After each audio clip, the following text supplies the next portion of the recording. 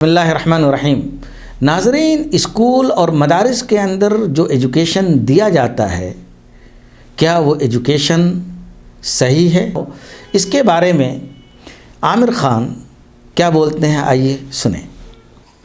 हो सकता है पता नहीं मैं कितना सही बोल रहा हूँ, गलत बोल रहा हूँ, लेकिन मेरे कुछ विचार हैं जो मैं आपके सामने रखना चाहूँगा एजुकेशन से जिनका संबंध है। और वो ये कि सबसे पहले तो हर बच्चा ख़ास होता है। ये मैंने डिस्कवर किया अपने रिसर्च में। हर बच्चा ख़ास होता है। हर बच्चे में, हमारी तरह, आपकी तरह और हमारी तरह, हर बच्चे में कुछ ना कुछ काबिलियत होती है, कुछ ना कुछ कमज़ोरी होती है। मुझ में भी कमज़ोरी है, काबिलियत है।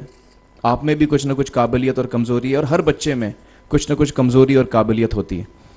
और हमें as parents, as elders, as education system, हमें हर बच्चे की खासियत को पहचानना है, उससे मदद करनी है। उसकी क्या खासियत है, उसका क्या दिल चाहता है, उसे किस चीज़ में खुशी मिलती है, वो हमें उसको हेल्प करना है कि हम उसको वो ढूंढ सके।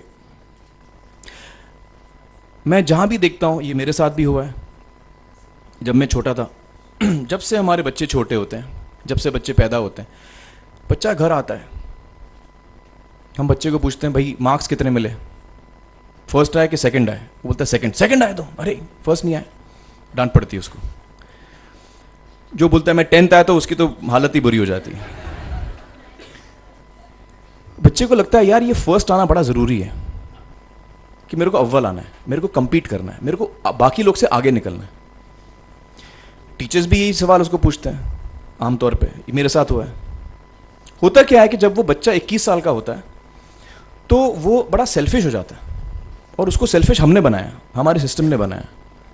वो अपने बारे में सोचता है और किसी के बारे में नहीं सोचता, क्योंकि यही हमने उसको ट्रेन किया है बचपन से हमने उसको यही ट्रेन किया कि बेटा तुम पहले आना, बाकी सब लोग को भूल जाओ।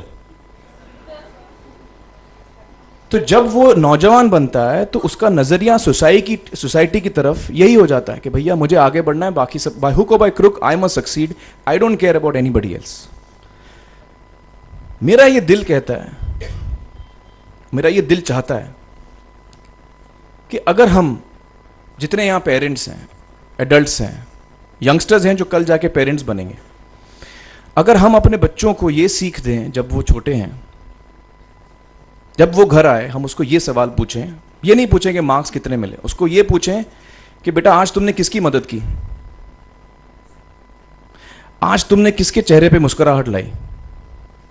अगर हम उसको ये पूछें तो उसको ये लगेगा कि यार ज़रूरी ये है। मेरे पेरेंट्स मुझे हमेशा ये पूछते हैं, मार्क्स का तो कभी पूछते नहीं, वो मुझसे ये पूछते हैं कि भैया तुमने किसको हेल्प किया आज। सही बात है। ख़ास तौर पर मदारिस में नहीं, स्कूलों में मोरल तालीम की बहुत कमी है। स्कूलों के अंदर वो तरबियत नहीं हो पाती जो हमारे मदारिस में होती है। लेकिन मदारिस के अंदर प्रॉब्लम यह है कि हम असरी तालीम वहाँ देते नहीं हैं, सिर्फ दीनी तालीम देते हैं। इसलिए गवर्नमेंट के सिस्टम में जो बच्चे जा रहे हैं उनको मोरल तालीम मिलती ही नहीं। जब मोरल तालीम उसको नहीं मिलती है तो फिर वो सेल्फिश बन जाता है, और सेल्फिश आदमी पहुंचता है गवर्नमेंट के सिस्टम में, जिसकी वजह से पूरा सिस्टम हमारा जो है अखलाकियात से आरी और खाली है। यही वो बोलना चाह रहे हैं। तो हेल्प करना लोगों को, लोगों के बारे में सोचना, लोगों के चेहरे पे मुस्कुराहट लाना, ये मेरे पेरेंट्स के लिए बड़ा इंपॉर्टेंट है। साइकोलॉजिकली वो इस चीज़ के साथ बड़ा होगा। स्कूल वही जाएगा, पढ़ाई लिखाई वही करेगा, उसका नज़रिया थोड़ा बदल जाएगा।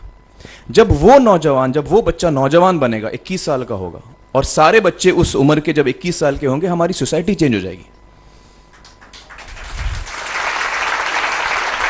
क्योंकि तब हमारी सोसाइटी में ऐसे नौजवान होंगे जो खुद के बारे में नहीं सोच रहे हैं, दूसरों के बारे में सोच रहे हैं। तो मुझे लगता है कि सबसे बड़ी चीज़ जो हमारे एजुकेशन सिस्टम में मैं देखना चाहूँगा, जो मैंने अपने स्कूल लाइफ में नहीं देखी, कि हमको ये अहमियत इस पे दी जा रही है कि हम अपने आसपास के बच्चों को कितना हेल्प कर रहे हैं।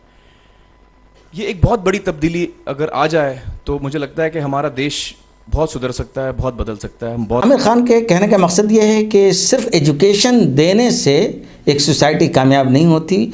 सोसाइटी उस वक्त कामयाब होगी जब आप स्कूलों के अंदर, कॉलेजेस के अंदर, यूनिवर्सिटीज़ के अंदर एजुकेशन के साथ साथ अखलाक़ी तालीम भी दें, ताकि जो वहाँ से बच्चे निकलें, जो प्रोडक्ट निकले वो ईमानदार हो, सेल्फिश न हो, समाज की, दूसरों की मदद करने की उसके अंदर सलाहियत और उसके अंदर जज्बा हो, तभी जाकर के एक सोसाइटी बन सकती है। वाकई ये बात सही है कि सिर्फ सेल्फिश अफराद पैदा कर देने से कोई भी मुल्क तरक्की नहीं कर सकता। बहुत बहुत शुक्रिया।